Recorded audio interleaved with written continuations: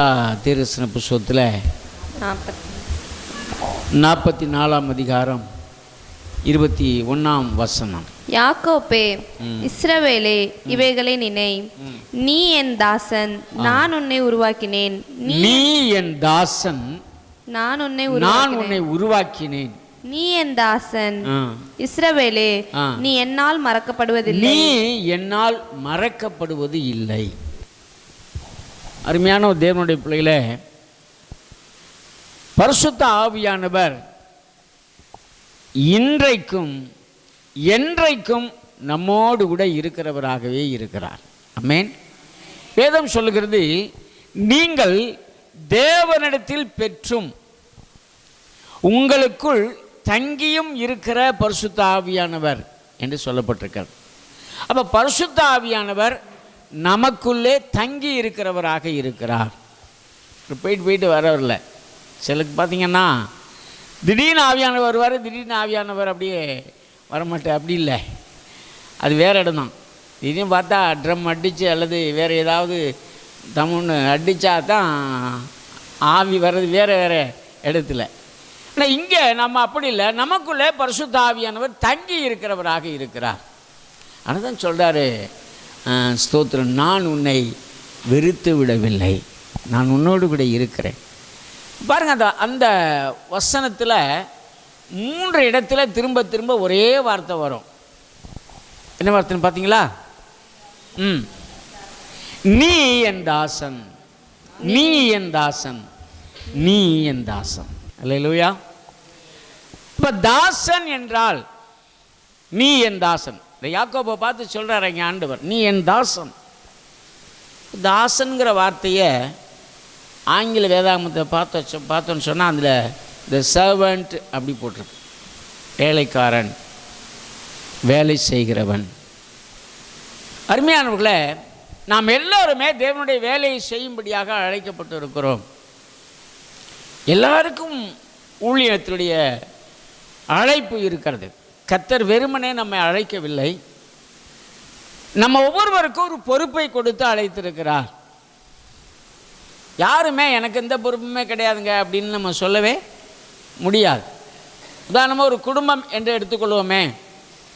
ஒரு குடும்பத்தில் 4 பேர் இருக்கிறோம் என்றால் 4 பேருக்கு 4 விதமான பொறுப்புகள் இருக்கிறது. குடும்ப காலங்களிலே பொறுப்படுத்திக் கொள்கிறவர்களாக அதை செய்கிறவர்களாக நாம் இருக்கிறோம். அதே போலவே ஊழியத்திலே, சபையிலே, தேவனுடைய அழைப்பிலே அவர் என்ன செய்கிறார்னா, நம்மை ஒரு நோக்கத்தோடு அல்ல சில பொறுப்புகளை நமக்கு கொடுத்து நம்மை அழைத்திருக்கிறார். அல்லேலூயா. கர்த்தருக்கு ஸ்தோத்திரம். ஒவ்வொருவருக்கும் ஒரு பொறுப்பு இருக்கிறது. ஒவ்வொருவரையும் தேவன் அந்த பொறுப்போடு கூட அழைத்திருக்கிறார். அதனால தான் சொல்கிறார், நீ என் தாசன், நீ என் தாசன், நீ என் தாசன். அன்பானவர்களே, இது மட்டுமா? வேற பரிசுத்த வேதாகமத்தில் யாரையெல்லாம் தேவன் தாசன் என்று அழைத்திருக்கிறார்? இல்லை, ஏன் அந்த அழைப்புக்கு அவர் எப்படி பாத்திரவான்களாக இருந்திருக்கிறார்கள் என்று ஒரு மிகப்பெரிய தியானம் அது. அதில் ஒரு சின்ன பகுதிகளை நான் உங்களோடு கூட இன்றைக்கு பகிர்ந்து கொள்ள விரும்புகிறேன். கர்த்தருக்கு ஸ்தோத்திரம். நீங்கள் வாசித்து பாருங்கள் இன்னொரு வசனத்தை. ஏசாயா தீர்க்கதரிசன புத்தகத்தில், அதே ஏசாயா தீர்க்கதரிசன புத்தகம் 44ஆம் அதிகாரம் 21ஆம் வசனத்தில் ஆரம்பிக்கும் போதே அந்த வசனத்தை ஆரம்பிக்கிறார். எப்படி ஆரம்பிக்கிறாராம்? யாக்கோபே, யாக்கோபே, இஸ்ரவேலே, இவைகளை நினை. அப்ப முதல்ல தேவன் யாக்கோபை நீ என் தாசன் என்று சொல்லுகிறார். யாக்கோபை தேவன் அவர் தாசன். ஏன் யாக்கோபிட்ட அந்த தாசன் என்ற பதவிக்கு, பொறுப்புக்கு என்ன குவாலிஃபைடு எல்லா நிலை அங்கே இருந்தது அப்படின்னு நம்ம பார்க்கும்போது, யாக்கோப்பு, கர்த்தருக்கு ஸ்தோத்திரம், ஆதியாகமம் 25ஆம் அதிகாரம் 31ஆம் வசனத்திலேருந்து ஒரு சில வசனத்தை வாசிப்போம். 33 வரை வாசிப்போம். அப்பொழுது யாக்கோப்பு, உன் சேஷ்ட புத்திர பாகத்தை இன்று எனக்கு விற்று போடு என்றான். சேஷ்ட புத்திர பாகத்தை எனக்கு விற்று போடு என்றான். அதற்கு ஏசா, இதோ நான் சாக போகிறேனே, இந்த சேஷ்ட புத்திர பாகம் எனக்கு என்னத்திற்கு என்றான். அப்பொழுது யாக்கோப்பு, இன்று எனக்கு ஆணையிட்டு கொடு என்றான். அவன் யாக்கோப்புக்கு ஆணையிட்டு தன் சேஷ்ட புத்திர பாகத்தை அவனுக்கு விற்று போட்டான். இங்க பாருங்க, ஒரே குடும்பத்தில் இருந்த ரெண்டு பேர் அண்ணன் தம்பி தான்.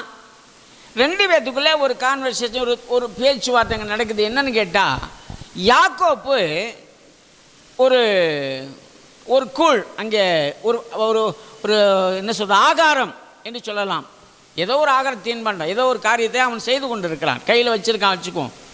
இங்கே சொல்லப்படுகிறது ஒரு ஒரு கூழ் என்று சொல்லி, அந்த கூழுக்காக அந்த கூழை அவன் கேட்குறான், ஏசா எனக்கு கொடு, எனக்கு கொஞ்சம் கொடு, நான் உனக்கு கொடுக்கணும்னு சொன்னால் உன் சேஷ்ட புத்திரபாகத்தை எனக்கு விற்று போடு என்று சொல்லி. கர்த்தர் பிள்ளைகளை, ஏன் யாக்கோப்பை அங்கே பிரதானமாக தேவன் பார்க்கிறார், ஏன் யாக்கோப்பை அந்த தேவன் என் தாசன் என்று சொல்லுகிறார் என்று சொன்னால், இவனிடத்தில் ஒரு அறிவு இருக்கிறது. என்ன அறிவு அப்படின்னா, சேஷ்ட புத்திர பாகத்தை குறித்த அறிவு.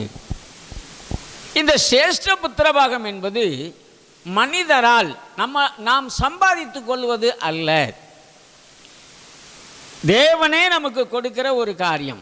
சேஷ்ட புத்திர பாகம்னா உலகத்தில் இருக்கிற வழக்கில் மூத்த பிள்ளைக்காக கொடுக்குற ஒரு பகுதி. மூத்த பிள்ளையை பிறப்பதுங்கிறது இவங்களா நினச்சிக்கிட்டுலாம் பிறக்க முடியாது, அது தேவனே நமக்கு கொடுக்கிறது. ஆக இங்கே ஏசாவுக்கு சேஷ்ட புத்திர பாகம் சொந்தமாக இருந்தது. அவன் தான் அந்த புத்திரபாகத்தின் பாத்திரவனாக இருந்தான். ஆனால் இங்கே அதை யாக்கோப்பு அறிந்திருந்தான், அவன்கிட்ட இருக்குது, அது ஸ்பெஷல் பகுதி, ஒரு சிறப்பான பகுதி, அது எப்படியாவது வாங்கி கொள்ள வேண்டும் என்று யாக்கோப்பு அறிந்திருந்தான். அன்பானவர்களே, இது சரீர பிரகாரமான சேஷ்ட புத்திரபாகம் வச்சுக்குமே. இப்போ ஆவிக்குரிய சேஷ்ட புத்திரபாகம் எது அப்படின்னா, தேவனாலே நமக்கு கொடுக்கிற ஆசீர்வாதம், மனுஷன் கொடுக்க முடியாத ஆசீர்வாதம். சில காரியங்களில் நாம் சில ஆசீர்வாதங்களை நாம் சம்பாதித்து கொள்ள முடியும், சில ஆசீர்வாதங்களை சில மனுஷர்கள் நமக்கு கொடுக்க முடியும், சில ஆசீர்வாதங்களை தேவன் மட்டுமே நமக்கு கொடுக்க முடியும். ஆமென். அப்போ தேவனாலே மட்டும் அப்படிப்பட்ட அந்த ஆசீர்வாதம் இருக்கு பாருங்க. அந்த ஆசீர்வாதத்தை குறித்து யாக்கோப்பு அறிந்திருந்தான். அன்பானவர்களே, நமக்கு ஆசீர்வாதங்களை குறித்து அறிவு இருக்கிறது. நான் நினைக்கிறோம் ஆசீர்வதிக்கப்பட வேண்டும் என்று நினைக்கிறோம். அப்போ நாம் பெறுகின்ற, நாம் நிதானிக்கின்ற, நாம் தேடுகின்ற அந்த ஆசீர்வாதம் எல்லாம் என்ன அப்படின்னா, உலக பிரகாரமான ஆசீர்வாதங்கள். இந்த பூமியிலே நாம் பார்க்கிற காரியங்கள் இருக்குது பார்த்தீங்களா, இதைத்தான் நாம் பெரிதாக காண்கிறோம், இதைத்தான் நான் சம்பாதிக்க வேண்டும் என்று பிரயாசப்படுகிறோம், இதற்காகத்தான் நாம் ஓடுகிறோம். இது இல்லைன்னா முடியாது, உண்மைதான். ஆனால் உலகத்தால் கொடுக்க முடியாத ஆசீர்வாதம் இருக்கிறது. அந்த ஆசீர்வாதத்தை தான் சேஷ்ட புத்திரபாகம் என்று இங்கே குறிப்பிடப்பட்டிருக்கிறது. எனக்கு அன்பானவர்களே, அந்த ஆசீர்வாதம் இருக்கு பாருங்க, அது தேவனால் மட்டுமே நமக்கு கொடுக்க முடியும். அல்லேலூயா. ஆமாம், மனுஷனாலே கொடுக்க முடியாது. ஆண்டு சொல்கிறாரு, என்ன, உன்னை விட்டு எடுக்கவும் ஒருவனும் உனக்கு கொடுக்கவும் உன்னை விட்டு எடுக்க முடியாத என்னுடைய சமாதானத்தையே உனக்கு தருகிறேன். என்னுடைய சமாதானம், நான் கொடுக்கிற ஆசீர்வாதம், இது உலகத்தாலே கொடுக்க முடியாது, எந்த மனிதனாலும் கொடுக்க முடியாது. அப்படிப்பட்ட ஆசீர்வாதத்தையே நான் உனக்கு தருகிறேன் என்று ஆண்டவர் சொல்லுகிறார். அதற்கு பேர் தாங்க சேஷ்ட புத்திரபாகம் என்று சொல்லுகிறார். இதை குறித்து யாக்கோப்பு தெளிவாக அறிந்திருந்தான். இன்றைக்கு பாருங்கள், ஆண்டவர் கொடுக்க வேண்டிய ஆண்டவரால் கொடுக்கப்பட இருக்கிற அந்த ஆசீர்வாதத்தை குறித்து சரியான நமக்கு தெளிவோ விளக்கமோ தெரியல. அதை குறித்து நம்ம பெருசாக எடுத்துக்கிறதே இல்லை. அது கிடைச்சாலும் சரி, கிடைக்கலனா சரி, இன்னும் சொல்லப்போனால் அதை குறித்து சரியான ஒரு விழிப்புணர்வு இல்லை என்று கூட நாம் சொல்லலாம். அன்பானவர்களே, கிறிஸ்தவ வாழ்க்கையை நாம் வாழ்ந்து கொண்டு இருக்கிறோம், நல்லது. ஆனால் இந்த கிறிஸ்தவ வாழ்க்கையின் முடிவு என்ன? எதற்காக நாம் கிறிஸ்தவ வாழ்க்கை வாழ்கிறோம் என்றால், பிரதானமானது நித்திய ராஜ்யம், பரலோக ராஜ்யம். அல்லேலூயா. அந்த பரலோக ராஜ்யத்திற்கு போக வேண்டும் என்ற நோக்கத்தோடு தான் இன்றைக்கு நம்ம கிறிஸ்தவர்களாக வாழ்ந்து கொண்டு இருக்கிறோம். ஏதோ மதத்தை சார்ந்து நாம் வாழவில்லை, அல்ல ஏதோ ஒன்றை கொடுப்பார்கள் என்று சொல்லி நாம் இங்கே வரவில்லை, அல்ல ஏதோ ஒன்றை பெற்றுக்கொள்ளலாம் என்று சொல்லி இந்த கிறிஸ்தவ வாழ்க்கைக்கு நான் வரவில்லை. நான் வந்தது என் தேவனுடைய ராஜ்யத்திற்கு போக வேண்டும். ஆமென். அல்லேலூயா. அதுதான் நிறைவாக தேவன் நமக்கு கொடுக்க இருக்கிற ஆசீர்வாதம். அந்த ஆசீர்வாதத்தை குறித்த ஒரு விழிப்புணர்வு, நம்ம எந்த அளவு அதற்காக பிரயாசப்படுகிறோம், நம்முடைய வீட்டுக்காக பிரயாசப்படுகிறோம், நல்லது. குடும்பத்துக்காக படுகிறோம், நல்லது. நம்முடைய வேலைக்காக படுகிறோம், நல்லது. நம்முடைய பிள்ளைகளுக்காக எல்லாவற்றுக்காகவும் நாம் ஓடி ஓடி ஓடி உழைக்கிறோம், வேலை செய்கிறோம், எல்லா காரியத்தையும் நாம் செய்கிறோம், நல்லது. ஆனால் அருமையான தேவனுடைய பிள்ளைகளே, தேவனுடைய ராஜ்யத்திற்காக நாம் என்ன செய்கிறோம்? ஆண்டவர் சொல்கிறாரு, பரலோகத்திலே உங்களுக்கு பொக்கிஷங்களை சேர்த்து வையுங்க, அங்கே சேர்த்து வைங்க.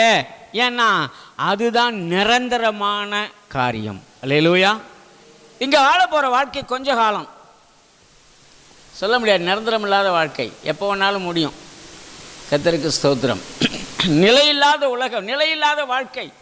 ஆனால் நாம் போகிற அந்த நித்திய வாழ்க்கை இருக்குது பாருங்க, அது நிரந்தரமான வாழ்க்கை. ஆமென். அதுக்கு முடிவே கிடையாது. யுகா யுகமாக தேவனோடு கூட இருக்க போகிற அந்த மகத்தான வாழ்க்கை ஒன்று இருக்கிறது பாருங்கள். அந்த வாழ்க்கைக்காக நாம் ஜீவிக்க வேண்டும், அதற்காக பிரயாசம் எடுக்க வேண்டும், அதற்காக பிரயாசப்பட வேண்டும் என்று கர்த்தர் விரும்புகிறார். ஆண்டவர் நாமத்துக்கு சொத்து. இதைத்தான் யாக்கோபு அறிந்து வைத்திருந்தான். ஆனால் ஏசாவுக்கு இது தெரியல. ஏசா கையில் இருக்குது, அது உரிமை, அவனுடைய சொந்தம், அவனது பாத்திரமாக இருந்தான். ஆனால் அந்த குறித்த மேன்மை அவனுக்கு தெரியாதனால அற்பமான ஒரு ஒரு டம்ளர் அல்லது ஒரு கப் கூழுக்காக அந்த சேஷ்ட புத்திர பாகத்தையும் இழந்து போனான். அங்கே சொல்லுகிற அந்த வார்த்தையை நம்ம கொஞ்சம் கவனிச்சா நல்லா இருக்குன்னு நினைக்கிறேன். மறுபடியும் இந்த வசனத்தை வாசிமா. அப்பொழுது யாக்கோப்பு உன் சேஷ்ட புத்திர இன்று எனக்கு விற்று போடு என்றான். அதற்கு ஏசா, இதோ நான் சாக போகிறேனே, இதோ நான் சாக போகிறேனே, இந்த சேஷ்ட புத்திராக எனக்கு என்னத்திற்கு என்றான். நான் சாக போறேங்கிறான். என்ன விஷயம் அப்படின்னா, வெளியில போயிட்டு வர்றான். எப்பவுமே யாக்கோபுக்கு ஏசா குறித்து சொல்லப்பட்டிருக்கு, அவன் வனசஞ்சாரி. யாக்கோபு கூடாரவாசி, குணசாலியும் கூடாரவாசியுமாய் இருந்தான். ஏசா வனசஞ்சாரி, வேட்டையாடுகிறவரே வல்லவன். அவன் வெயிலில் போய் வேட்டையாடி, காட்டில் போய் வேட்டையாடிட்டு டயர்டாக வரான், கழிச்சு போய். அதனால தான் அவன் சொல்கிறான், நான் சாக போகிறேன், கண்ணெல்லாம் இருட்டுது, எனக்கு பசிக்குது, எதையாவது சாப்பிடக்கூடு இல்லைன்னா. அப்போ தான் யாக்கோப்பு அந்த வாய்ப்பை பயன்படுத்தி கொண்டு அந்த நித்தியத்தை குறித்து அவன் என்ன செய்கிறான், யாக்கோப்பு ஏசாக்கிட்டேருந்து பெற்றுக்கொள்கிறான். இப்போ யாக்கோப்பு அதை குறித்து அறிந்திருக்கிறபடினாலே எதையாயிலும் நம்ம இழந்தாவது என்ன செய்யணும். அந்த நேரத்தில் அவன்கிட்ட இருக்கிறது ஒரு கப் கூழ். இதை எனக்கு பரவாயில்ல, இல்லைனாலும் பரவாயில்ல, இதை நான் விடுத்து விட்டு, இதை நான் கொடுத்து விட்டு நிச்சயத்தை நான் பெற்றுக்கொள்வேன் என்ற அறிவு யாக்கோப்பிட்ட இருந்தது. பிரியமான கர்த்தருடைய பிள்ளைகளே, இந்த எத்தனை பேடத்தில் அதை போன்ற ஒரு உணர்வு, அதை போன்ற ஒரு விழிப்புணர்வு இருக்கார். எதற்காகவும் நாம் நித்திய ராஜ்யத்தை இழந்துவிடக்கூடாது என்ற உணர்வு எத்தனை பேடத்தில் இருக்காது. எத்தனை பேர் இந்த ராஜ்யத்தை தேடுகிறோம். ஆண்டவர் சொல்றார், முதலாவது தேவனுடைய ராஜ்யத்தையும் அவருடைய நீதியையும் தேடுங்கள், அப்பொழுது இவைகள் எல்லாம் உங்களுக்கு கூட கொடுக்கப்படும். எப்பொழுது? தேவனுடைய ராஜ்யத்தை நீ தேடும் பொழுது. நம்ம அதுக்கு பதிலாக அப்படியே உள்டாவாக மாற்றிடுறோம். நாம் தேடுகிறது எல்லாமே இவைகள் இவைகள் இவைகள். அந்த இவைகள்னு ஆண்டவர் சொல்கிறார் பாருங்க, அதை தான் நம்ம தேடிக்கிட்டு இருக்கிறோம். இந்த உலகத்தின் ஆசீர்வாதங்கள், இந்த உலகத்தில் எனக்கு அது வேணுங்க, இது வேணும், அப்படி வேணும், இப்படி, இதைத்தான் நம்ம தேடிக்கிட்டு இருக்குமே தவிர ராஜ்யத்தை குறித்த சரியான ஒரு கவலை, ஒரு கருத்து நமக்குள் இருக்கிறதா என்று சொன்னால் அது கேள்விக்குறி தான். ஆமென். ஆனால் யாக்கோப்பு அதை அதனால தான் யாக்கோப்பை ஆண்டவர் சொல்லாரு, நீ என் தாசன். ஆமென், நீ என் தாசன். கர்த்தர் நாமத்துக்கு ஸ்தோத்திரம். அடுத்ததாக 32 அதிகாரம் 27, 28 வசனத்தை வாசிப்போம். 30 ஆதியாகமம் 32, 27, 28. ஆதியாகமம் 32. அவர் உன் பேர் என்ன என்று கேட்டார். யாக்கோப்பு என்றான். யாக்கோப்பு என்றான். அப்பொழுது அவர், உன் பேர் இனி யாக்கோப்பு எனப்படாமல் இஸ்ரவேல் எனப்படும். இஸ்ரவேல் எனப்படும். தேவனோடும் மனிதனோடும் போராடி மேற்கொண்டாயே. போராடி மேற்கொண்டாய். இங்க பாருங்க, ரெண்டாவது எங்க யாக்கோப்பு ஆண்டவரிடத்துல வரும்போது அந்த இருக்கிற வண்ணமாகவே வருகிறான். இதுக்கு முன்னாடி அவங்க அப்பாட்ட போகும்போது அவன் வேற மாதிரி போனான். யாக்கோப்பை போல இந்த ஏசாவை போல வேடமிட்டு கொண்டு ஆட்டு தோலை எடுத்து மேலே போத்திக்கிட்டு, ஏன்னா ஏசா வந்து உடம்பு முழுக்க அவனுக்கு உரமும் இருக்குமா, முடி இருக்குமா. ஆனால் அப்பவும் யாக்கோப்பு கேட்குது, ஈசா கேட்குறாரு, எப்பா வாசத்தை பார்த்தா யாக்கோப்பு வாசமாக இருக்குது அப்படின்னு. இல்லை நான் வந்து ஏசா தான், வா கிட்டத்தில் அவனை தடவி பார்க்கட்டு சொல்லி தொட்டு பார்த்துட்டு அந்த ஆசீர்வாதத்தை அவனுக்கு கொடுக்குறார்.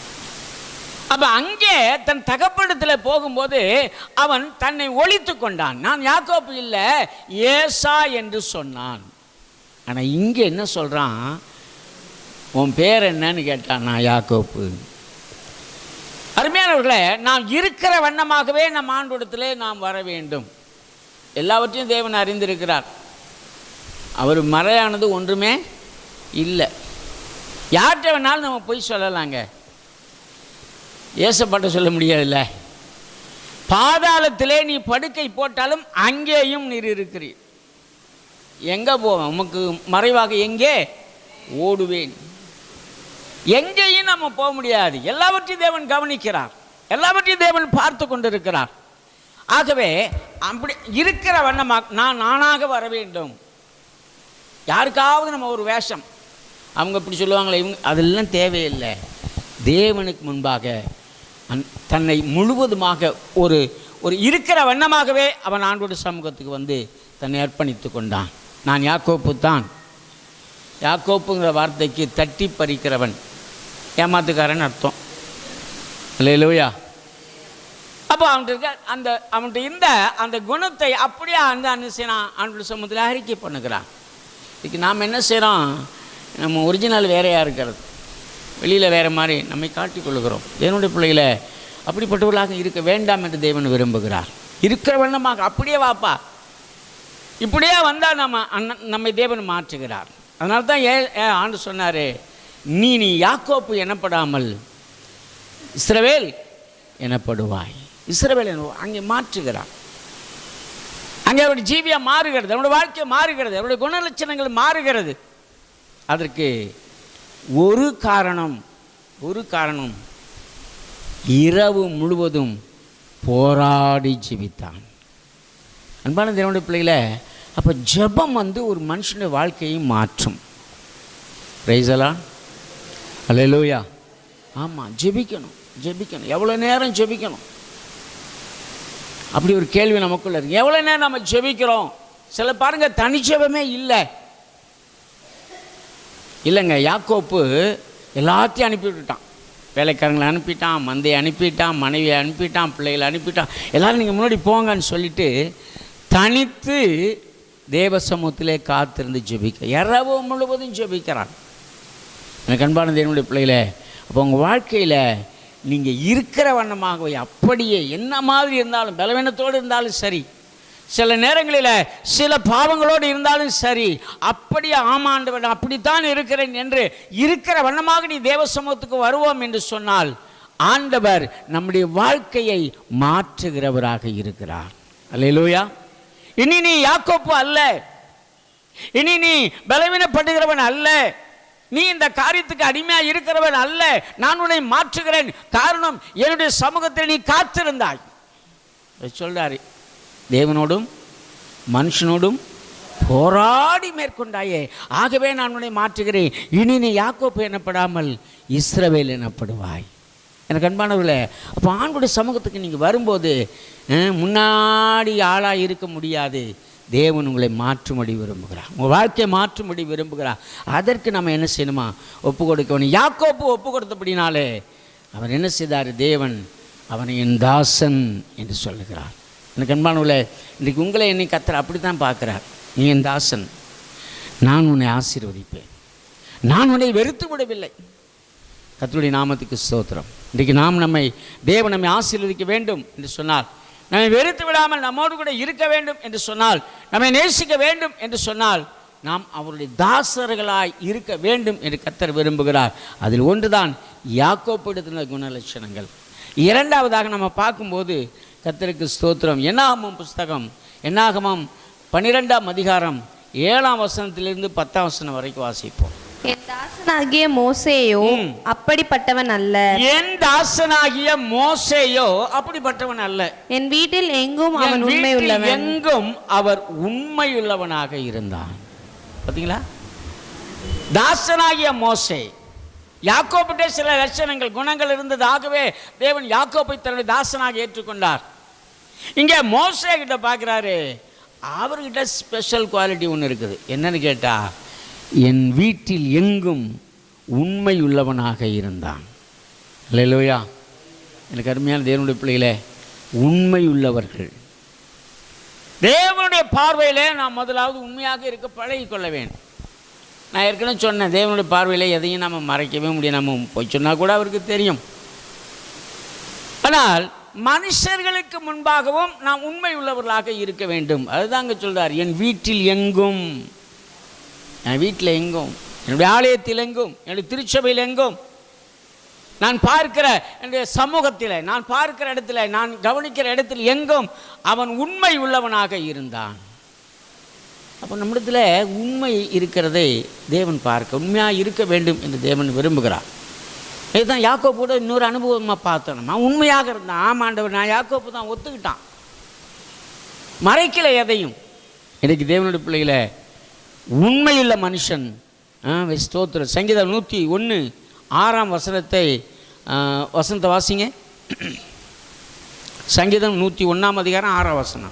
தேசத்தில் உண்மையானவர்கள் என்னோட வாசம் பண்ணும்படி என் கண்கள் அவர்கள் மேல் நோக்கமாய் இருக்கும். உண்மையுள்ளவர்கள் என்னோட வாசம் பண்ணும்படி என் கண்கள் அவர்கள் மேல் நோக்கமாய் இருக்கும்.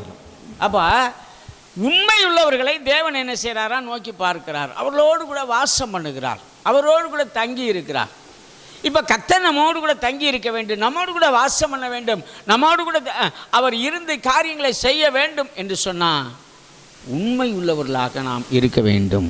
கர்த்தருடைய நாமத்துக்கு ஸ்தோத்திரம். உண்மை அவர் கண்டார், அவர் கண்டுபிடிக்கிறார். உண்மை உள்ளவனாய் கண்டுபிடித்தார் மோசே. மோசே தான் அங்கே சொல்றார், என் தாசனாகிய மோசேயோ அப்படிப்பட்டவன் அல்ல, அவன் என் வீட்டில் எங்கும் உண்மையுள்ளவனாய் இருந்தான். அடுத்ததாக நீதிமொழி 28:20 வாசிக்கும் போது அங்கே இன்னொரு வார்த்தை இங்கே சொல்லப்பட்டிருக்கிறது. வாசிங்க 28:20 நீதிமொழிகள். உண்மையுள்ள மனுஷன் பரிபூரண ஆசீர்வாதங்களை பெறுவான். உண்மையுள்ள மனுஷன் பரிபூர்ணமான ஆசீர்வாதங்களை பெறுவான். இன்னைக்கு பாருங்க, இந்த உண்மை கொஞ்சத்திலே நீ உண்மையாக இருந்தாய், ஆமாம், உன்னை அநேகத்தின் மேல் அதிகாரியாக வைப்பேன். நாம் அதை தாளந்துகள் அந்த ஓமையில் பார்க்கிறோம்.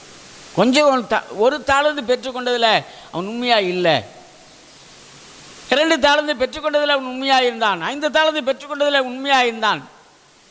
எனக்கு அருமையானுள்ள, கொஞ்சமோ அதிகமோ அதெல்லாம் பிரச்சனையே இல்லை. உன்னிடத்தில் இருக்கிறதுலே நாம் உண்மையாக இருக்க வேண்டும். கர்த்தர் உனக்கு கொடுத்ததே நீ உண்மையாக இருக்க வேண்டும். ஆமாம், அதைத்தான் தேவன் விரும்புகிறார்.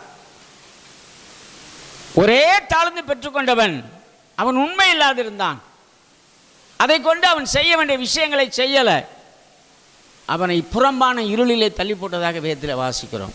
எனக்கு அன்பானவர்களே, இந்த காலை வேளையில் உண்மை உள்ளவர்கள் பரிபூர்ணமான ஆசீர்வாதம் பெறுவார்கள். உண்மை உள்ளவர்களை கர்த்தர் அவர் என்ன செய்கிறாராம், தன்னோடு கூட இருக்கிறவர்களாக நினைக்கிறார், அவர்களோடு கூட இவர் தங்கி இருக்கிறார். ஆகவே 2வது அனுபவமாக இருக்கிறது, மோசேயை போல எல்லாவற்றிலும் உண்மையுள்ளவர்களாக இருப்போம். 3வது விஷயம் நீங்கள் வாசிங்க, என்னாகமம் புஸ்தகம் 14ஆம் அதிகாரம் 24வது வசனம். என்னாகமம் 14:24. என்னுடைய தாசனாகிய காலேப் வேறே ஆவியை உடையவனாய் இருக்கும்படி. காலேப் வேறே ஆவி உடையவனாக இருந்தான். நீங்க காலேபை குறித்து சொல்றார், என் தாசனாகிய காலேபோ. காலேப், இந்த காலேப் கூட சிறப்பு தன்மை இருந்துச்சு. கர்த்தருக்கு ஸ்தோத்திரம். மோசே கானான் தேசத்தை வேவு பார்க்கும்படி கோத்திரத்துக்கு ஒருவராக பிடித்து 12 பேரை அனுப்பி வச்சார். அவர்கள் கானான் தேசத்தை போய் பார்த்து வர போகிறாங்க. தேசம் எப்படிப்பட்ட தேசம், அங்கே போகலாமா, கர்த்தர் சொல்கிறாரு போய் சேரலாம், அங்கே போனால் எப்படி இருக்கலாம், அப்படி வாழ முடியுமா, நல்ல தேசமா அப்படின்னு பார்த்துட்டு வாங்கன்னு சொல்லி அனுப்பி விடுகிறார்.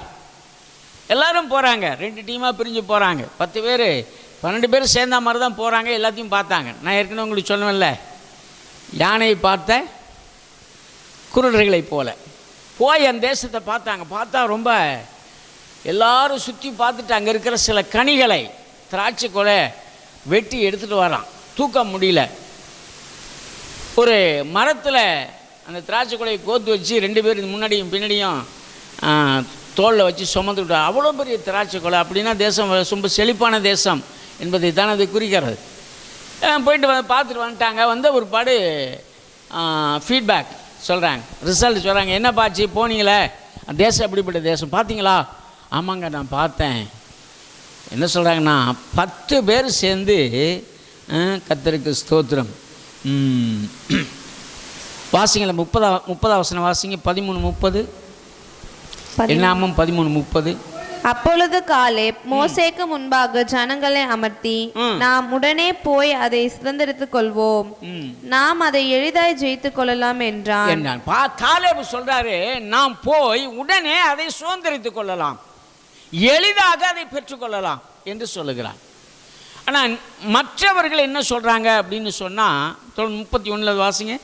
அவனோட கூட போய் வந்த மனிதரோ, நாம் போய் அந்த ஜனங்களோட எதிர்க்க நம்மாலே கூடாது, நாம் போய் அந்த ஜனங்களோட எதிர்க்க நம்மாலே கூடாது, அவர்கள் நம்மை பார்க்கிலும் பலவான்கள், அவர்கள் நம்மை பார்க்கிலும் பலவான்களாய் இருக்கிறார்கள். நாங்கள் போய் சுற்றி பார்த்து வந்த அந்த தேசம் தன் குடிகளை பட்சிக்கிற தேசம், குடிகளை பட்சிக்கிற தேசம். நாங்கள் அதிலே கண்ட ஜனங்கள் எல்லாரும் மிகவும் பெரிய ஆட்கள்.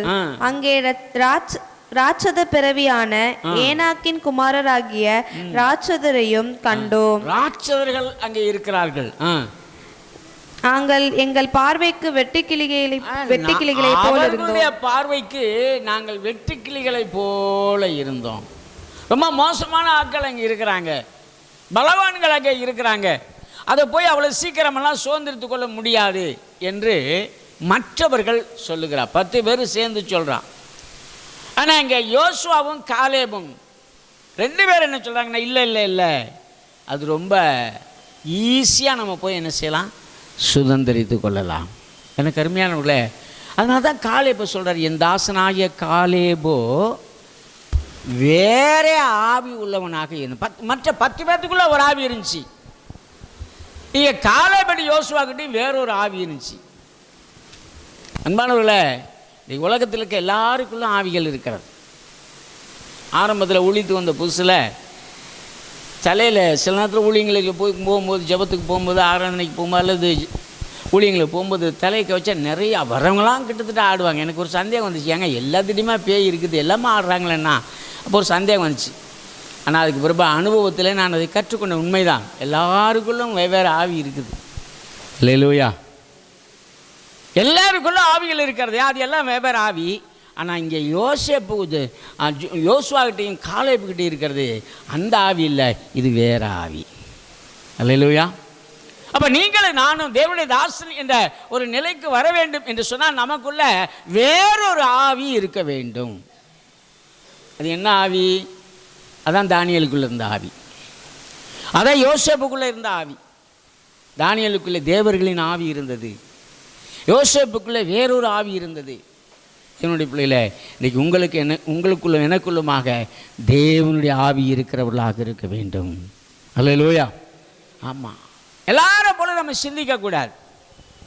எல்லாரும் சொல்லுவாங்க பலவீனம், எல்லாரும் சொல்லுவாங்க வியாதி, எல்லாரும் சொல்லுவாங்க இது நடக்காது, எல்லாரும் சொல்லுவாங்க இதெல்லாம் முடியவே முடியாது.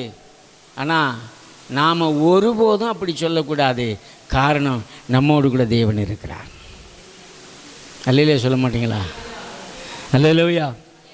ஆண்டு சொல்கிறாரு, நான் என்னை பலப்படுத்துகிற கிறிஸ்துவினாலே எல்லாவற்றையும் செய்ய எனக்கு என்னை பலப்படுத்துகிற கிறிஸ்து. பவுல் எழுதுகிறார், நம்மில் அன்பு கூறுவராலே முற்றிலும் ஜெயங்கொள்ளுவர்களாக இருக்கிறோமே. நாம் ஜெயிக்கிறது இல்லை, நம்மில் அன்பு கூறுவராலே நாம் ஜெயிக்கிறோம். நாம் எதையும் செய்கிறதில்ல, நம்மில் இருக்கிற தேவனாலே நாம் அதை செய்கிறவர்களாக இருக்கிறோம். அன்றைக்கி அந்த யோசுவாவும் காலேபும் அதைத்தான் சொன்னார்கள். ஆமாங்க, அங்கே இருக்கிறதெல்லாம் உண்மைதான். ஒருவேளை ராட்சதர்கள் இருந்திருக்கலாம், ஆனால் ராட்சதர்கள் இவர்கள் கண்களுக்கு தெரியவில்லை. இவர்களுக்குள் இருக்கிற பரிசுத்த ஆவியானவரே இவருடைய கண்களுக்கு தெரிந்தார். அருமையான தேவனுடைய பிள்ளைகளே, எப்பவும் சூழ்நிலைகளை பார்க்கவே கூடாது. நீதிமொழிகளுக்கு ரொம்ப பிடிச்ச ஒரு வசனம் இருக்குது. காற்றை கவனிக்கிறவன் விதைக்க மாட்டான், மேகங்களை நோக்குகிறவன் அறுக்க மாட்டான் அப்படின்னு போட்டிருக்கு. ஒரு மனுஷன் விதையை எடுத்துகிட்டு போய் விதைக்கணும் நிற்கும்போது காற்று வீசுது, இருங்க காற்று நிற்கட்டும் அப்படின்னு விதைச்சா அவனால் இப்படி தான் ஒரு சம்பவம் நடந்துச்சு. பூம்பாரில் கடற்கரையில் நான் இந்த ஒரு நபரை பார்க்க முடியும், அங்கே போயிருந்தேன். காலையில் போய் கொஞ்சம் நேரம் அங்கே ஜோம் பண்ணிட்டு இருந்தோம். சாயந்தரம் வரைக்கும் கிட்டத்தட்ட ஒரு 3 மணி வரைக்கும் ஜோம் பண்ணிட்டு இருந்தோம். காலையில் போகும்போது நபர் உட்காந்துருந்தார், திரும்பி வர 3 மணி வரைக்கும் அங்கேயே உட்காந்துருக்கிறார். அவர் போயிட்டு அப்புறம் விசாரித்தேன், என்னப்பா அங்கே உட்காந்துருக்கீங்களே, காலையிலேருந்து உட்காந்துருக்கேன், என்ன விஷயம் அப்படின்னு சொல்லி விசாரிக்கும்போது, இல்லைங்க கடலில் குளிக்கணும்னு வந்தேன், அலை அடிச்சுக்கிட்டே இருக்கேன், அலை ஓஞ்சோன்னு குடிக்கலான்னு உட்காந்துருக்கேன். நான் இல்லையா குளிக்க முடியுமாம்மா? ஏன்னா அலை எப்பவுமே ஓயாது. அதே போல் நம்முடைய வாழ்க்கையில் பிரச்சனை இருக்கிறது அப்படின்னு பார்த்தா முடியாது, இருக்கத்தான் செய்யும்.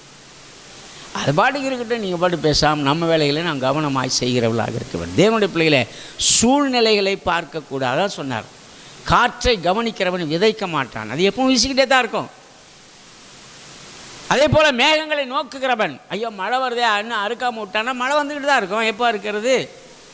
அப்போது சூழ்நிலைகளை பார்க்கும்போது ஒரு காலம் ஒரு வேலையும் நாம் செய்து முடிக்க முடியாது. சூழ்நிலைகள் மத்தியில் இருக்கிற இயேசுவை நாம் பார்க்க வேண்டும். ஆமாம், ஆமென். ஆமாம், சீசர்கள் கூட அப்படி தான் பண்ணாங்க. கடலில் போயிட்டுருக்குறாங்க, கடல் கொந்தளிக்குது, போட்டு முழுக போகுது, ஆவேசம் கத்துறாங்க, ஐயோ நாங்கள் மடிந்து போகிறோம், நமக்கு கவலை இல்லையா? ஆண்டு எழுந்தார், காற்றையும் கடலை அமர்த்தினார். அன்றைக்கு அருமையான தேவனுடைய பிள்ளைகளே, உங்கள் விசுவாசம் எங்கே? ஏன் பயப்பட்டீர்கள்? அற்ப விசுவாசிகளேங்கிறார் அவர் பார்த்து. என்ன விசுவாசியா? அற்ப விசுவாசிகளே, உங்கள் விசுவாசம் எங்கே? ஏன் நீ பயப்பட்டீர்கள்? உங்கள் விசுவாசம் எங்கே? அன்பானவர்களே, இயேசு நம்மோடு இருக்கும்போது சூழ்நிலை எல்லாம் ஒன்றுமே நடக்காது. அதைத்தான் நீங்கள் சொல்லுகிறார். சூழ்நிலையை பார்க்கவே கூடாது. சூழ்நிலை அப்படித்தான் இருக்கும், உனக்கு எதிராக இருக்கலாம், சூழ்நிலை நமக்கு விரோதமாக காணப்படலாம், தோல்வியை போல காணப்படலாம், இதெல்லாம் என்னால் செய்ய முடியாதுன்னு சொல்லலாம். ஒருவேளை நம்மளோட வாழ்க்கையில் என்ன இருந்தாலும் சரி, கர்த்தருடைய பிள்ளைகளே, அதன் மத்தியிலே நம்மோடு இருக்கிற இயேசுவை நாம் விசுவாசிக்கும் போது, அவர் சர்வ வல்லவர் என்பதை நாம் அறிக்கை செய்யும்போது, இந்த சூழ்நிலையெல்லாம் நமக்கு எதிராக ஒன்றுமே இல்லாமல் போய்விடும். இதைத்தான் அவங்க சொன்னாங்க. அதெல்லாம் இருக்கத்தாங்க, ஆனால் அதெல்லாம் ரொம்ப ஒரு பிரச்சனையாக கிடையாது. நாம் போனால் ஈஸியாக அதை நினைச்சலாம், அந்த பட்டணத்தை நாம் மேற்கொள்ள முடியும், அதை சுதந்திரித்து கொள்ள முடியும். அருமையானவர்களே, இரண்டாவது அங்கே என்னென்னா, விசுவாச வார்த்தைகளையே பேசினார்கள். முடியும், நாம் போகலாம், நாம் போய் ஈஸியாக என்ன செய்யலாம், விசுவாச வார்த்தைகள். அதனால தான் நமக்கு பேரே விசுவாசிகள்னு வச்சுருக்கிறாங்க. கர்த்தருக்கு ஸ்தோத்திரம். நம்ம பேசுகிற வார்த்தையெல்லாம் அவிசுவாசமாகவே என்ன செய்யுது,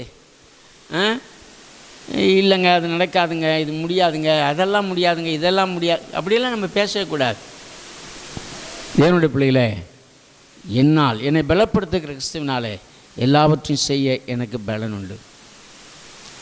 அவர் சொல்றார், நான் செய்கிற கிரியைகளை தானும் செய்வான், இவைகளிலும் பெரிதானவைகளை செய்வானா.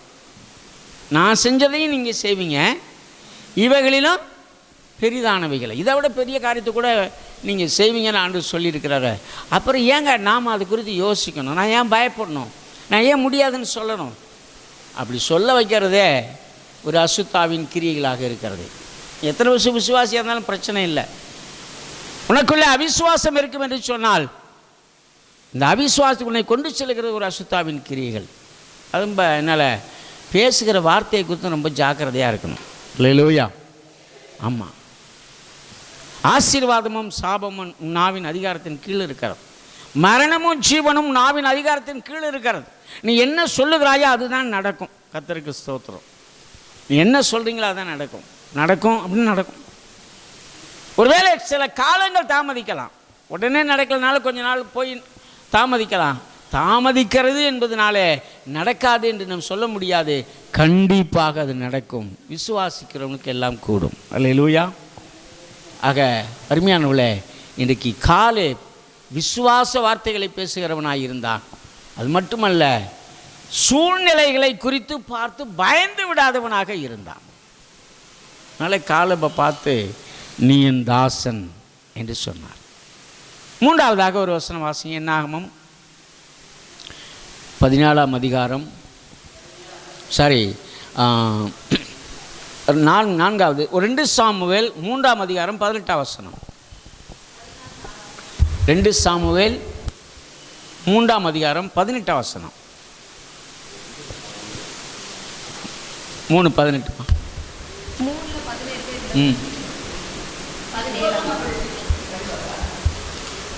இந்த ஆசனாகிய தாவீதுன்னு வரும் பாருங்க.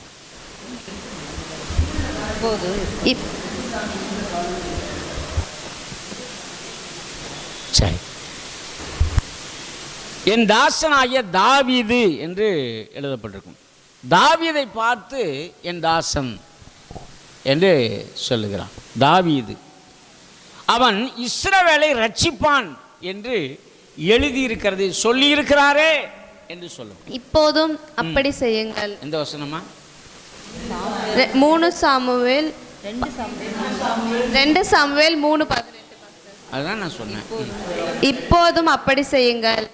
தாசனாகிய தாவீதின் கையினால் என் ஜனமாகிய இஸ்ரவேலை பெலிஸ்தரின் கைக்கும் அவர்களுடைய எல்லா சத்துருக்களின் கைக்கும் அவருடைய எல்லா சத்துருக்களின் கைக்கு நீங்களாக்கி ரட்சிப்பான். என் தாசனாகிய தாவீது. இப்ப தாவீதை குறித்து சொல்லுகிறார். அவன் என் தாசன், அவன் இஸ்ரவேலை பெலிஸ்தருடைய கைக்கு நீங்களாக்கி ரட்சிப்பான் என்று சொல்லுகிறார். அப்ப நமக்கு தெரியும் பெலிஸ்தருடைய கைக்கு எப்படி ரட்சித்தான் தாவீது. இந்த வார்த்தை எங்கே நிறைவேறுது? பெலிஸ்தருடைய கைக்கு தாவீது இஸ்ரவேலை ரட்சித்தான் அப்படின்னு போட்டிருக்கு. அது எங்கே நிறைவேறுது? கோலியாத்தை மேற்கொள்ளும் போது. கோலியாத்து பெலிஸ்தியன்.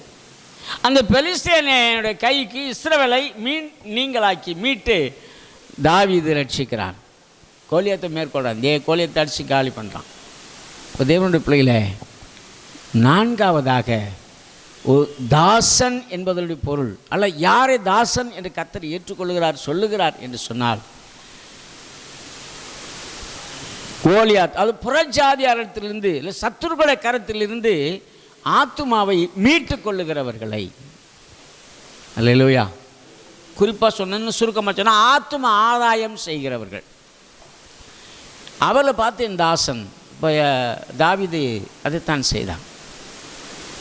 இன்றைக்கு அருமையானவர்களே, ஆத்துமாக்களை ஆதாயம் செய்கிறவர்கள் என்றென்று பிரகாசிக்கிற நட்சத்திரங்களை போல் இருக்கிறார்கள் என்று யூதாவின் நிருபத்திலே வாசிக்கிறோம். தம்பி டோன்ட் ப்ளே.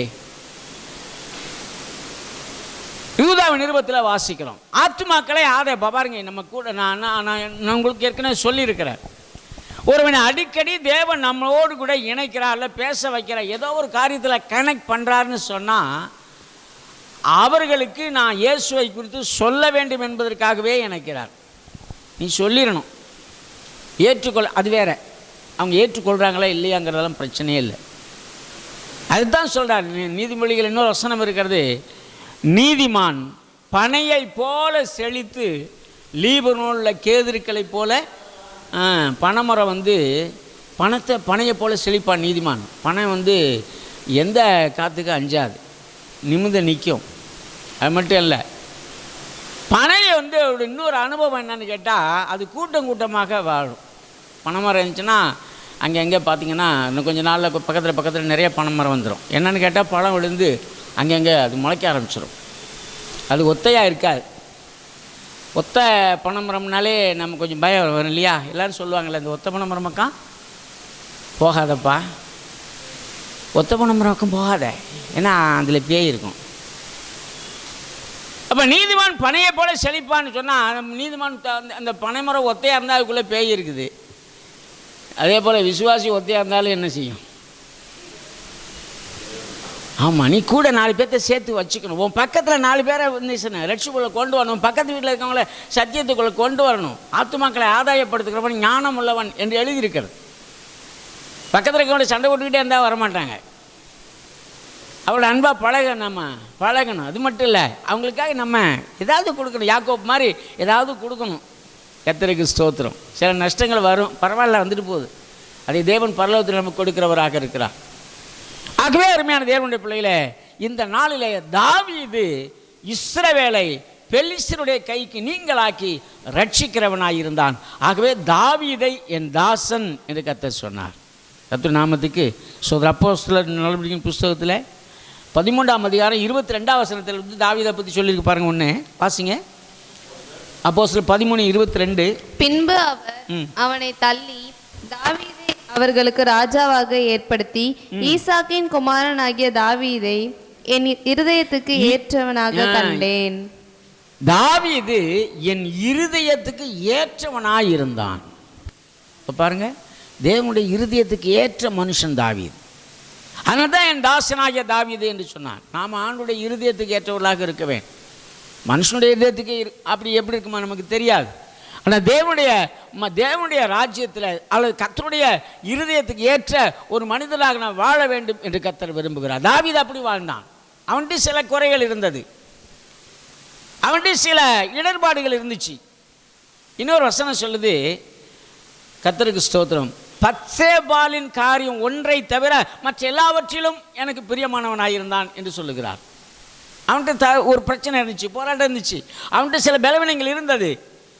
ஆனாலும் அவன் இருதயத்துக்கு ஏற்றவனாயிருந்தான்.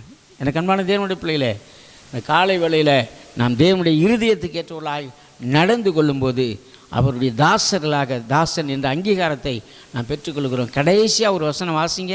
யோபு 1:8 வாசிப்போம். யோபு 1:8. கர்த்தர் சாத்தானை நோக்கி, என் தாசனாகிய யோபின் மேல் கவனம் வைத்தாயோ? யோபுவின் மேல் கவனம் வைத்த போதும். என் தாசனாகிய யோபுவின் மேல் கவனம் வைத்தாயோ. அப்போ பாருங்க, இங்கே 5வது யார் தாசனாய் என்று சொல்லுகிறார் அப்படின்னா யோபு. யோபு குறித்து தெரியும். யோபு எல்லாவற்றிலையும் கர்த்தருக்கு உண்மையாக இருந்தான். எல்லாவற்றிலும் கர்த்தருக்கு பிரியமாக இருந்தான். அவனுடைய நாமத்துக்கு ஸ்தோத்திரம் உண்டாவதாக. அவனை குறித்து தேவன் சாட்சி கொடுக்கிறார். உத்தமனும் சன்மார்க்கனும் தேவனுக்கு பயந்து பொல்லாப்பை விட்டு விலகிறவனுமாகிய அவனை போல ஒருவனும் இல்லை. சாட்சி பெற்றவன்.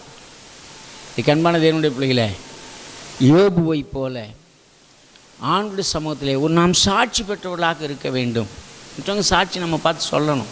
கர்த்தர் சாட்சி சொல்லணும். இவனை நேசகுமாரன் ஆண்டவர் பார்த்து சொன்னார். இயேசுநாதரை பார்த்து பிதாவை தேவன் சொன்னார், இவர் நேசகுமாரன். நம்மை பார்த்து சொல்லணும், என்னுடைய பிள்ளை, என்னுடைய ஜனம், என்னுடைய பிள்ளை என்று சாட்சி பெறுவர்களாக இருக்கும்போது கர்த்தர் நம்மை தாசன் என்ற அங்கீகாரத்தை கொடுக்குறார். ஏசா 42:19 வாசிக்கிறோம். 42:19 வாசித்துருங்க. அதில் பாதியை அடுப்பில் எரித்தேன். 42மா 42:19. என் தாசனை அல்லாமல் குருடன் யார்? என் தாசனை அல்லாமல் குருடன் யார்? நான் அனுப்பிய தூதனை அல்லாமல் செவிடன் யார்? செவிடன் யார்? உத்தமனை அல்லாமல் குருடன் யார்? உத்தமனை அல்லாமல் குருடன் யார்? கர்த்தருடைய ஊழியக்காரனை அல்லாமல் அந்தகன் யார்? நீ பாருங்க, என் தாசனே அல்லாமல் குருடன் யார்? திரும்ப திரும்ப சொல்றார். அதை குருடன் யார், செவிடன் யார் அப்படின்னு என்ன அர்த்தம்? சில நேரங்களில் ஆண்டுக்கு பிரியமாக நான் நடக்க ஆரம்பிக்கும் போது சில வசை சொல்கள் வரும், தேவையில்லாத வார்த்தைகள் வரும். அதான் ஆண்டு அழகாக சொன்னார், பொய்யான தீமையான மொழிகளை உங்கள் மேல் பொய்யாய் சொல்வார்களானால் நீங்கள் பாக்கியவான்கள். சும்மாவே நம்மளை திட்டினாங்கன்னு வச்சுங்க, என்ன தம்பி தயவுசெய்து இடையில பேசாதீங்க, அது நல்ல பழக்கம் இல்லது. மாற்றிக்கங்க. கர்த்தருக்கு ஸ்தோத்திரம். ஆமாம், அருமையான தேவனுடைய பிள்ளைகளே, ஸ்தோத்திரம். நாம் அமிதமாக நம்முடைய காரியங்களை செய்கிறவர்களாக இருக்கணும். எதையும் நம்ம கண்டுக்கவே கூடாது. சில நேரத்தில் பொய்யாவே சொல்லுவாங்க, திட்டுவாங்க, அவசியம் இல்லாமல் சில வார்த்தைகளை சொல்லுவாங்க. அதை பற்றி நம்ம கவலையே கூடாது. அதனால தான் சொல்கிறார், நீ எதையும் கண்டுக்காத மனுஷன். அவன் குருடனா எதையும் கவனிக்க மாட்டான், செவிடனா எதையுமே காதில் போட்டுக்க மாட்டான், அவன் பாட்டு போயிட்டே இருப்பான். நீ என்ன வேலை சொல்லிட்டு போயா, எனக்கு ஒன்றும் இல்லை, நான் கர்த்தர் பார்வையில் எப்படி ஆண்டவருக்கு நமக்கும் இடையான நாட்கள், அதை நாம் கவனித்து கடந்து போகிறவர்களாக இருக்க வேண்டும். அவனை பார்த்தான் சொன்னான். அதனால தான் யோபு சொன்னார், என்ன நடந்தாலும் சரிங்க. அவன் மனைவி கூட சொன்னாங்க, பாருங்கள், கூட இருந்தவங்க தான் மனைவி தான் சொன்னாங்க, எப்பா ஜீவன் தேவனை தூஷித்து ஜீவனை இன்னும் நீ உத்தமத்தில் உறுதியாக நிற்கிறீங்களா, இன்னமா ஏசு ஏசுன்னு சொல்லிகிட்டு இருக்கிற. ஸ்தோத்திரம். அப்போ எவ்வளோ ஒரு ஒரு வார்த்தைகளை எப்படி அவர் சகித்திருக்கிறான்னு பற்றி நம்ம பார்க்கணும். அவன் பிடி சரித்திரத்தை பார்த்தீங்கன்னு சொன்னால் அநேகர் வர்றாங்க, வந்து விசாரிக்க வர்றாங்க. என்னை விசாரிக்க வருகிறவன் தந்திரமாய் பேசுகிறான், என்கிட்ட அப்படியே நடிக்கிறான். யோபு எப்படி ஆயிடுச்சு அப்படி ஆயிடுச்சு, நான் அந்தாண்ட போய் தூற்றுக்கிறான். அதெல்லாம் யோபு என்ன செய்யலாம், கவனிக்கவே இல்லை. கர்த்தருடைய பிள்ளையிலே, இந்த நாளில் அவருடைய தாசராக நாம் இருக்கும்போது எதையும் கவனிக்க வேண்டாம். கர்த்தருக்கு பிரியமாக இருக்கிறோம், போயிட்டே இருப்போம். அல்லேலூயா. சில நேரங்கள் சில மாதிரி பேசுவாங்க, சில மாதிரி தூஷிப்பாங்க, சில என்னென்னமோ நமக்கு பட்டம் பதவியெல்லாம் நிறையா கொடுப்பாங்க. அதை பற்றியெல்லாம் நம்ம கவலையப்படக்கூடாது. நான் என் தேவன் என்னை பார்த்து என்ன சொல்லுகிறான். அந்த யோபுவை பார்த்து கர்த்தர் சொன்னார், நீ என் தாசன், என் தாசனாகிய யோபுவின் மேல் நீ கவனம் வைத்தாயோ என்று சொன்னார். அருமையானவர்களே, அதுதான் நான் ஆரம்ப வசனத்தில் பார்க்கிறோம். நீ என் தாசன், நான் உன்னை வெறுத்து விடவில்லை. இந்த நாளிலே நம்முடைய தாசனாய் வாழும்போது அவர் நம்மை வெறுத்து விடவே இல்லை, கைவிடுவது இல்லை, ஆசீர்வதிக்கிறவராக இருக்கிறார், நம்மோடு கூட இருந்து நம்மை நடத்துகிறவராக இருக்கிறார். ஆகவே அவனுடைய சமூகத்தில் ஒப்பு கொடுத்து நம்ம இன்றைக்கி ஜெபம் பண்ணோமா? இந்த தாசனுக்குரிய ஒரு 5 அனுபவங்கள். கர்த்தருக்கு ஸ்தோத்திரம். ஜெபிப்போம். Praise the Lord. சர்வவல்லமையுள்ள பிதாவே, உமக்கு நன்றி சொல்லுகிறோம். இந்த காலையில் ஆண்டவரே, நீ என் தாசன், நான் உன்னை வெறுத்து விடவில்லை என்று சொல்லியிருக்கிறீர். நாங்கள் உம்முடைய தாசர்களாய் வாழ எங்களுக்கு தேவையான ஆண்டவரே அனுபவங்கள், பழக்க வழக்கங்களை இன்றைக்கி பரிசுத்த ஆவியானவர் எங்களுக்கு சொல்லி கொடுத்தபடினாலே உமக்கு நன்றி. ஆண்டவரே, இந்த 5 விஷயங்கள் அதை கவனத்தில் கொண்டு உம்முடைய தாசனாய், உம்முடைய ஊழியக்காரனாய், உம்முடைய வேலை செய்கிறவனாய், உம்முடைய சத்தியத்தை சொல்லுகிறவனாய், ஆண்டவரே உம்முடைய ராஜ்யத்தை கட்டுகிறவனாய் என் ஆண்டவர் எங்களை எடுத்து பயன்படுத்தும்படி ஜெபிக்கிறோம். இல்லை எதிர் சக்திகளும் கடிந்து அப்புறப்படுத்துகிறேன். பரிசுத்தாவின் ஆளுகைக்கு ஒப்பு கொடுக்குறேன்யா, பொறுப்படுத்திக் கொள்ளும். இயேசுவின் நாமத்தில் ஜெபிக்கிறோம் பிதாவே. ஆமென், ஆமென்.